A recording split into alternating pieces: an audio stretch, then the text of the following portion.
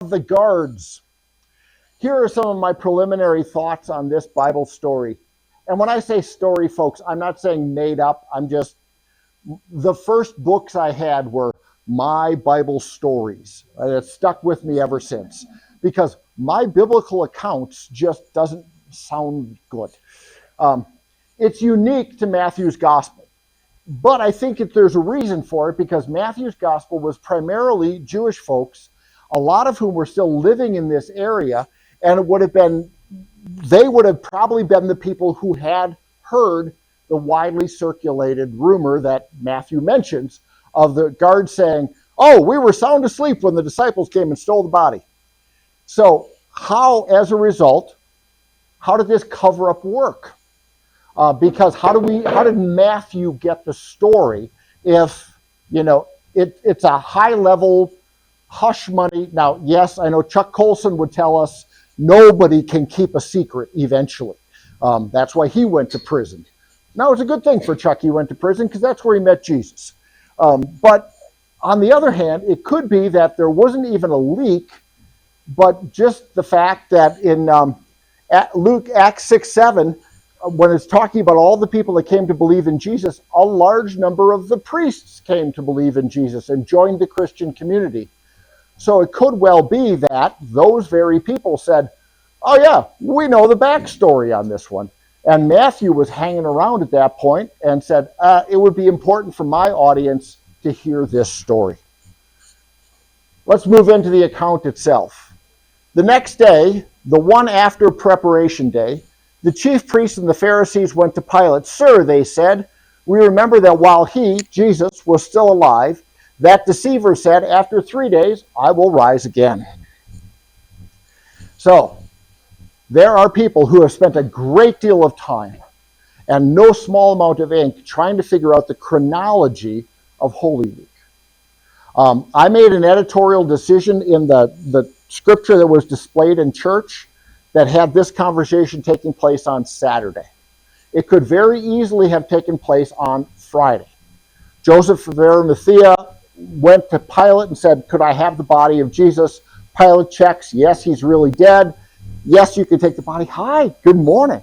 And as a result, it could be that as Joseph is walking out, these guys are walking in and saying, hey, we're going to have problems here. But the literature on that is voluminous, and if that's your thing, have fun with it. I am wide open. If somebody wants to criticize and go, no, I think it was actually on this date, you go, girl. Remember, when you are doing this kind of study, Jewish days don't begin at dawn or midnight. They begin in the evening.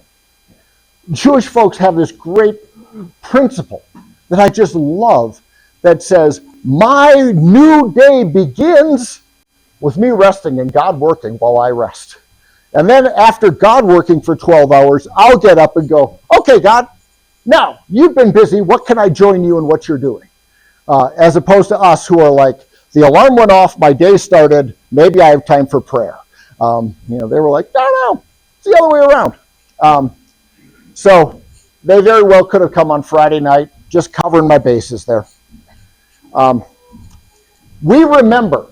Now, people who read the Bible a lot go, "We don't remember Jesus saying this." Well, he has these couple of references where he makes that allusion to Jonah about 3 days in the belly of the whale, or in John chapter 2, early on in his ministry, "Destroy this temple in 3 days, I will raise it up again." Or it could just be that Jesus did say stuff like this, but the gospel authors didn't write it down. Or it could be that the Pharisees were just telling a whopper, and they were trying to desperately get Pilate to do what they wanted. And Pilate wanted to play along. Let's just be clear on that. Their title for Jesus is "That Deceiver." Not the first time they called Jesus a deceiver. The crowds were whispering, said, "Oh, he's a good man." No, he deceives. But remember, this idea of resurrection is scaring the Jewish authorities to death. Because that's why after Jesus raised Lazarus from the dead and people kept going out to see Lazarus, they're going, this Jesus guy has got to be stopped, because if he's not stopped, the people are going to follow him. There'll be a political revolution, because that's what they thought was going to happen, and then we're going to lose our position. If you've ever heard of a politician talk about the top 1%, and kind of like, oh, the 1%, yeah. The 1% in Jerusalem, archaeologically speaking, were the chief priests and the Jewish authorities. So there was the Romans living garrison stuff, and the Roman governor no doubt had a very luxurious house. But the aristocracy of the Jewish lived in Roman-style houses. They found archaeological evidence of them, and they were very elaborately decorated. They were wealthy. So you have this great disparity, and these folks are going, if this system doesn't last, that we're on the top of, we're going to end up further down the rungs, and we don't want that. Now, by 72 AD, it happens. A different rebellion comes up. The Romans come in, sack Jerusalem. If you've been in Rome and you saw that one arch where they're carrying a menorah, that was built after 72 AD, and that's showing the sacking of the temple in Jerusalem. And I forget which Roman emperor it was that happened under. I want to say Trajan, but I could easily be dead wrong on that. So these leaders are going, if there's a resurrection, we're in real trouble. We're going to lose our position, our power, our status. And the Roman governor is going, if there's a resurrection, we got trouble, because then the people are going to go, this Jesus character is going to stir the people up, and we don't want them stirred up. This has been a troublesome province for Rome since they took it over. This was not a luxurious posting. If you were Pilate and Caesar said, and Pilate, I want you to go over to Idumea and Judea, it would be like, oh crap, really? This is not a plum assignment that you get for making a big campaign donation. This is we are punishing you, we're going to send you there. Sorry, I am taking massive drugs to avoid allergic reactions to things, and as a result, I'm chronically dry. And I talk for a living. So they come to Pilate and they say, Pilate, give an order for the tomb to be made secure until the third day.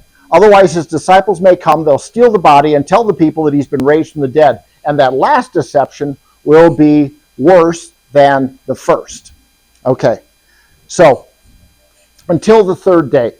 The authorities had heard Jesus' promise about 3 days, and so they took that seriously and said, we're going to post a guard for that long.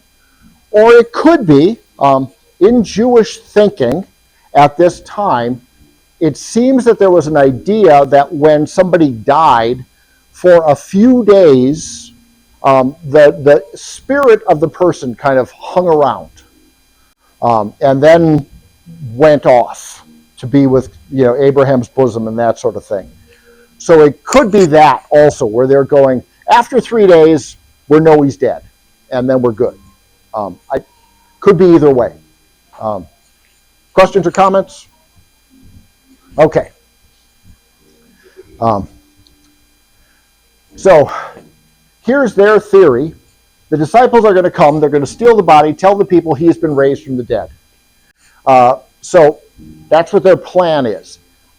I think what we're also hearing here is they're already sort of testing out what their, what would we say in politics, their messaging. Their message is going to be no resurrection, stolen body. That's the conclusion they've come to, and they're trying to plant that with Pilate early. His disciples came, stole the body. So the plan they come up with is, how do we prevent the body from being stolen? Because keep in mind, some of the leaders were Sadducees. They were of that political spectrum in the Jewish, Essenes, Sadducees, Pharisees, Herodians, or the Greek speakers. And the Sadducees were people who said, We only accept the first 5 books of what we now call the Old Testament, the first 5 books of the Torah.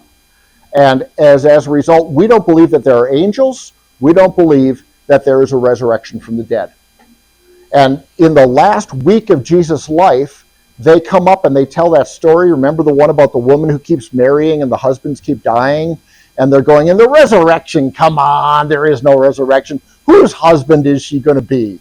And Jesus goes, oh, you guys don't understand the resurrection at all. In fact, let me prove to you from your 5 books that God is not the God of the dead, but the God of the living, because this is said by Moses. And they went away going, shoot. And that they stuck with it too, because about Acts 20 something, Paul was on trial before the Sanhedrin, the Pharisees, the chief priests, the teachers of the law, and one of the first things Paul says, because he was a Pharisee who believed in the resurrection even before he met Jesus, he's like, I am on trial here today because I believe in the resurrection. And all the Pharisees go, well, he's not a bad guy. And the Sadducees are like, argh! And anyhow, and that's when they have the Romans have to come in and grab him from the trial and spirit him off before they rip him to pieces right there. But interestingly enough, and here's where most of the time we spend on this, is their plan is, let's make the grave secure so that no one can steal the body. And as a result, God says, great plan, guys. I'm going to use that plan to make sure that people, when they read and they hear the story, are going to go, well, they couldn't have stole the body. There was a seal. There were Roman soldiers. Roman soldiers don't give up. Roman soldiers have conquered us. And anyhow, we'll get back. We'll do that in a little bit more detail in a minute. Take the guard. Pilate says, go, make the tomb as secure as you know how. They'll go. They make the tomb secure. They put a seal on the tomb, on the stone, and post a guard. So there was a garrison of Roman soldiers stationed in Jerusalem at all times, just because they were a rebellious people. Remember, one of the thieves that was hung next to Jesus was guilty of murder and insurrection. He was trying to stir up and foment rebellion against the Roman authorities. These soldiers were probably supplemented during Passover, because at Passover, Jewish folks from all over the world would come to Jerusalem to celebrate Passover. So they had a massive crowd of people in Jerusalem for Passover. Now, I read this and I went, that makes some sense to me, just man-hour use-wise. It could be that the very soldiers who carried out the crucifixion were the same ones guarding the tomb. Because crucifixions, I mean, their commanding officer would have said, a crucifixion can last, days, weeks sometimes. So, okay, that cohort is going to be busy. We'll book them out, and and all of a sudden they show up and they're going, what are you doing back here? It's like 6 hours, And they're like, well, the one guy died right away, and then they told us to break the legs on the other one, so they died right away. So we'll just sit around the barracks. And I think their commanding officer went, I have got a new job for you. You don't get to sit around the barracks. I want you to go guard a tomb. They're like, oh, great. Now, on the other hand, I bet they're going, easy assignment. I'm not stuck in Jerusalem doing crowd control where people are going, can we foment rebellion against Rome today? Instead, I'm out guarding a tomb. Ha! Got a plum assignment here. So, make the tomb as secure as you know how. They're told by Pilate that Greek word, which means secure it for yourselves. Pilate is saying, you guys decide how to do it, or take any precaution you think will work. So I, Pilate, am not going to get into your thing. You are your own solution to your problem. So a great leadership lesson from Pilate. Move the problem and the solution together and say, dear problem finder, you get to be part of the solution. Chief priests think they're securing the guards. They post the guard. They put a seal on the tomb. It's been suggested that it looked something like this from, I don't know why, but there'd be a rope or something, and then the wax seal would be in the middle. Oh, did I bump it? Okay. So artist concept of what they think it was like. Same thing had happened, biblically speaking, when Daniel got thrown in the lion's den. They sealed the top of where Daniel was, which meant they put clay or wax or something, and the king, other nobles would wear what we would now call a signet ring, and they would press it into the wax or the clay, and then if it got broken, the impression would be broken, and they would know the seal has been broken. But this is, again, one idea.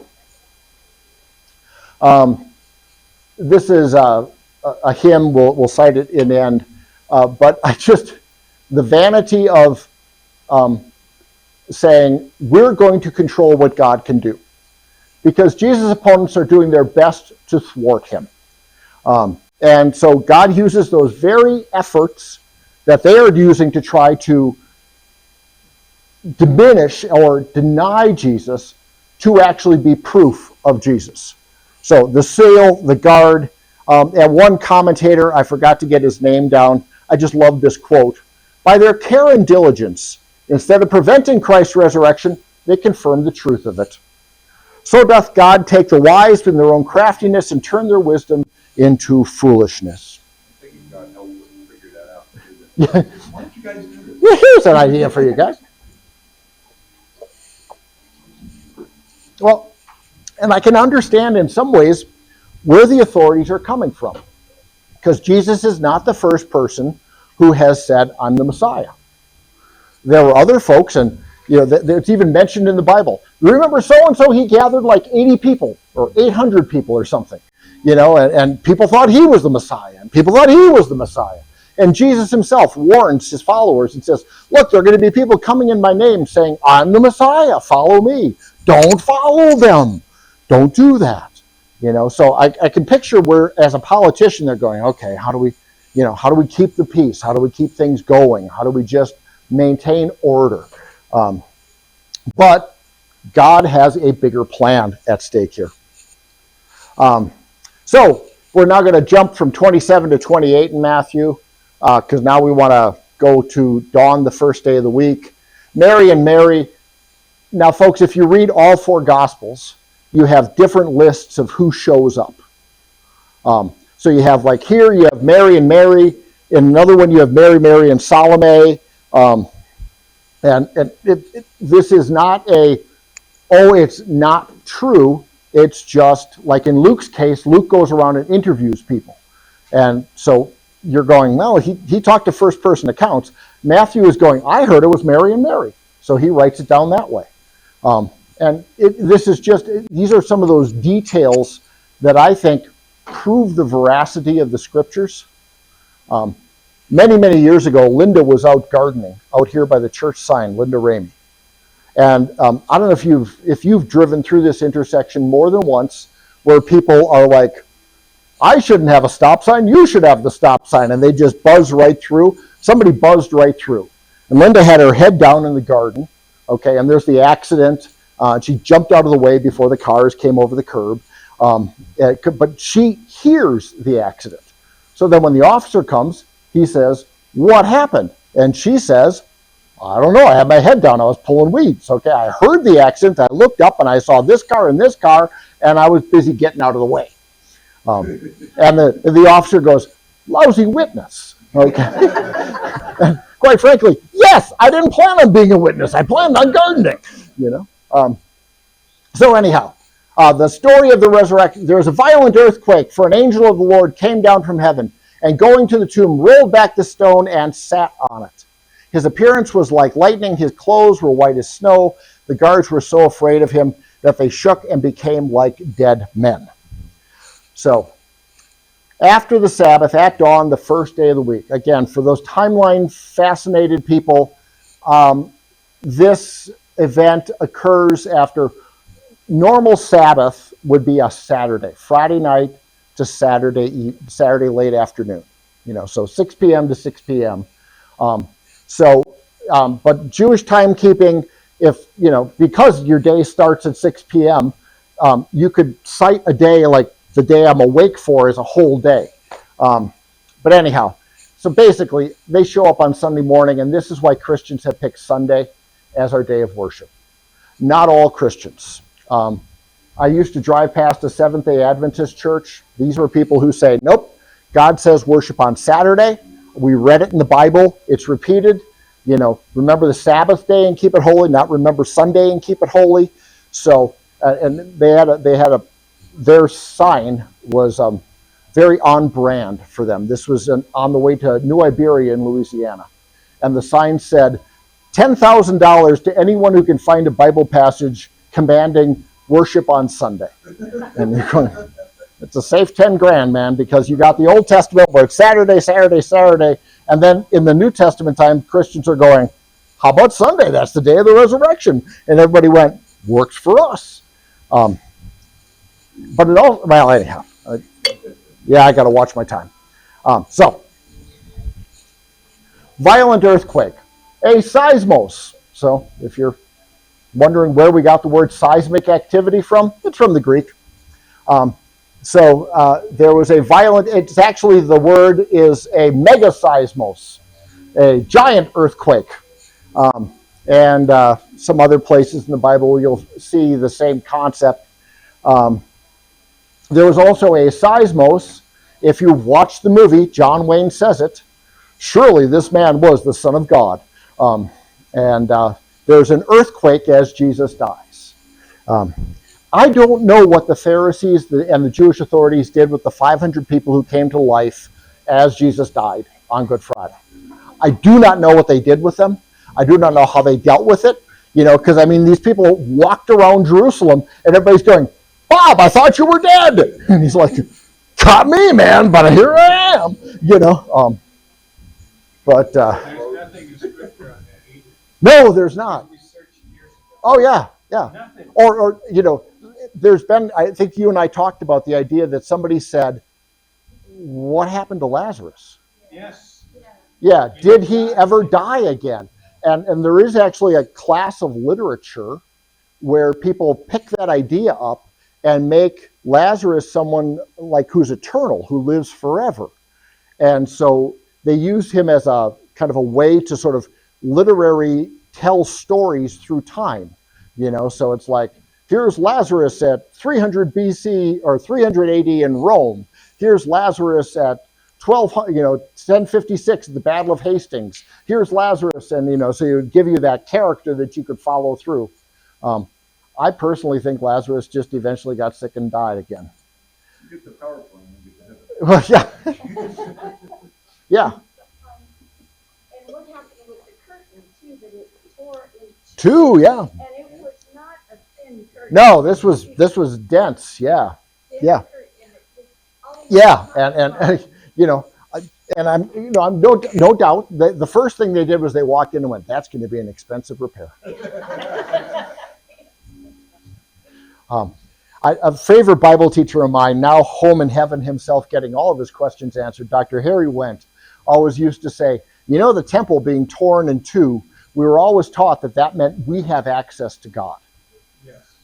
Harry always said, I think it's the opposite. He said, I think God tore the temple, the curtain in two to say, I'm out of here. I am no longer stuck in the Holy of Holies. I am now out and among my people. And I went, Harry, you are not wrong. I'm not going to, I'll probably teach it both ways, because yes, we have access to God, but God is also not stuck behind the curtain anymore. He is, and you no longer need the ritual and the rite. And, the priest that once a year, if you remember the story of John the Baptist's dad got the job to go into that Holy of Holy place once a year and offer prayers. And they used to tie a rope to the guy who went in there. Because if he died, if God smote him, they were like, I ain't going in after him. We're just going to haul the body out, man. That's how we're going to do it. Yeah. Okay. Earthquake for an angel of the Lord. Yeah. You can read faster than I can talk. The guards were afraid. Yada yada.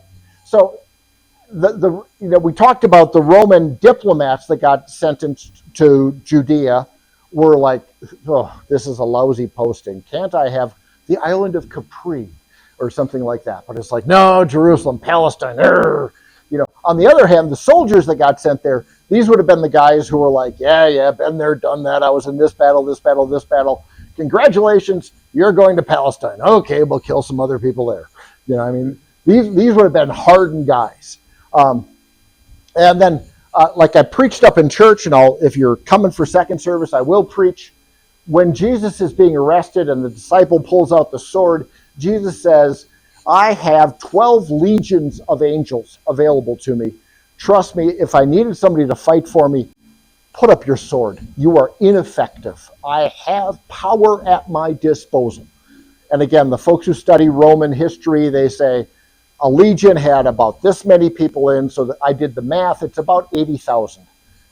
One angel wipes out the entire guard. I don't know how big it was, the Bible doesn't say, but they are all scared and on the ground like dead people, just whoop over from one.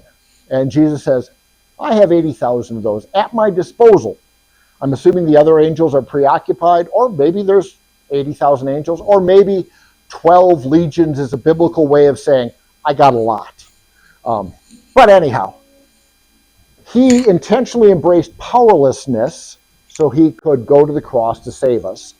But here, and I don't know if it's the angel rolls the stone away so Jesus can walk out, because we know later Jesus just sort of shows up in places, or if Jesus is already gone and the angel rolls back the stone to say it's empty.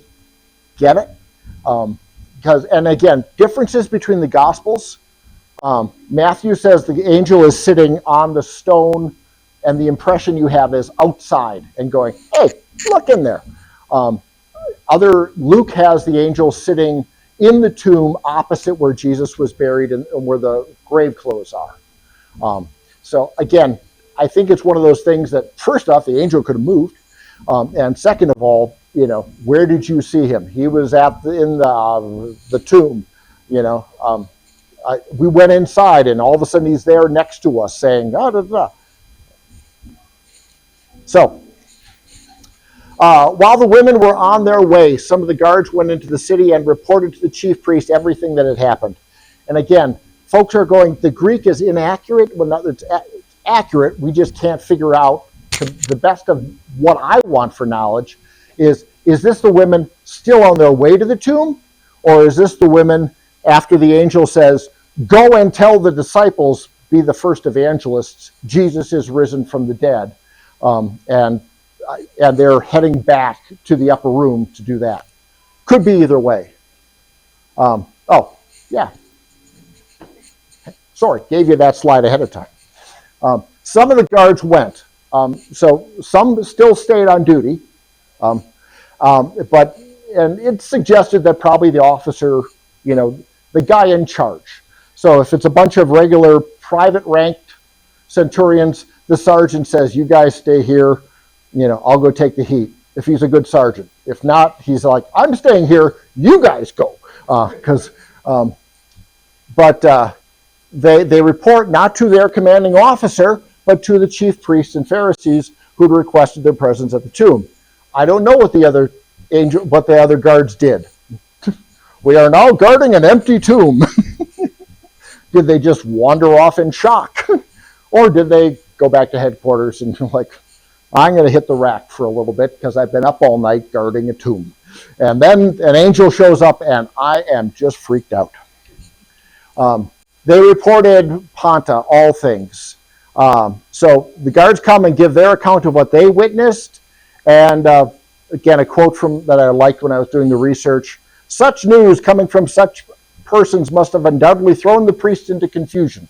However, there is no record of either priest or soldiers being converted until you get to the book of Acts. And then, yes, you start to read about it. But it was not a come to Jesus moment as a great dramatic I now believe. So the chief priests meet with the elders, that's the Bible teachers, and they devise a plan. They give the soldiers a large sum of money, telling them, say his disciples came during the night and stole him away while we were asleep. How many of you ever watch a courtroom drama on TV? And you have, okay, good. And you got, I'm watching the fourth season of The Lincoln Lawyer right now, okay? And I know he's going to suddenly show up. And can you imagine, the soldiers on the stand, judge, he's in the witness box, and it's like, so you're saying your testimony is his disciples came during the night while you were asleep? Yes. So which was it? Were you asleep or did you see the disciples? Shoot, they should have given me a better story, But anyhow, so the leadership gets together and they say, how are we going to deal with the supernatural stuff? Again, Sadducees, we don't believe in the resurrection of the dead. Now we have to deal with the resurrection of the dead and a political situation. They were not having a good day. They devise a plan. So here's some options. They could have, sent the guards to Pilate and had them punished. That would have taken care of the storytelling. They could have co-opted the guards, and that's what they did. Let's try money first. But it does seem they don't doubt the disciples, or the soldiers. They don't say, that didn't happen. It seems like they come and they go, angel, stone, empty tomb, man. And they went, oh, crap, okay, we'll deal with it. Not, come on, really? But large sum of money, the Greek says, money sufficient. Now, all the way back when John the Baptist is preaching, one of the things he says to Roman soldiers who come in repentance is to say, be content with your prey, stop extorting people. So these guys were used to lining their pockets off the people around them. They ran a protection racket in a very real way. So they were open to this. I think the leadership understood this.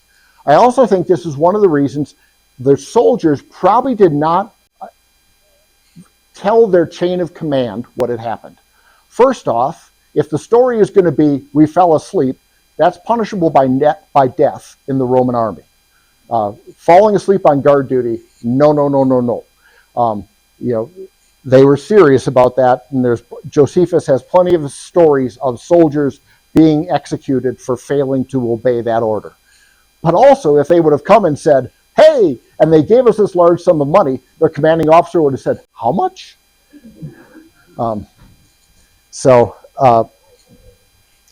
You are to say, they're given a false narrative, they're told to repeat it, and do you honestly think they would take that story to their commanding officers? So here are the problem stories. We kind of did this dramatically earlier. If they were asleep, how do they know it was the disciples who came? If they slept so soundly that their giant stone gets rolled away, and a body gets picked up, carried out, and it's Passover.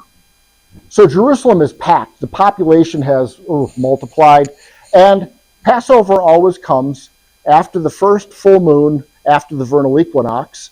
So it is a full moon in Jerusalem at this time. So a bunch of guys carrying a body would have been noticeable. If this report will satisfy him, meaning we can pay him off too, and we'll keep you out of trouble. They take the money, they did as they were instructed. The story has been widely circulated among Jewish folks, because who else would listen to these guys? Jewish folks.